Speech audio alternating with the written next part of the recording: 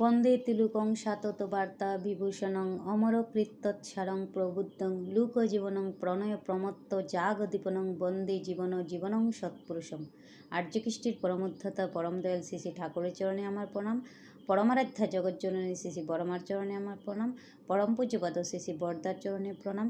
আচার্যদেব শ্রী শ্রী দাদার চরণে প্রণাম এবং ইষ্ট পরিবারের প্রত্যেকের চরণে আমার প্রণাম জানাই। ইষ্টপ্রাণ দাদা ও মাকে আমার অন্তরের অন্তঃস্থল থেকে জয়গুরু জানিয়ে প্রসঙ্গ সূত্রানুসরণ পাঠ করছি। তোমার চরিত্রের কোনো উদাহরণে যদি কারো মঙ্গল হয় তবে তার নিকট তা গোপন রেখো না। শ্রী শ্রী পিতৃদেব। সতীশ বল, সতীশদা, আমার কোনো উদাহরণ নিয়ে যদি কারো ইষ্টের পথে আগানোর পক্ষে সুবিধা হয় তাহলে তা বলা দরকার।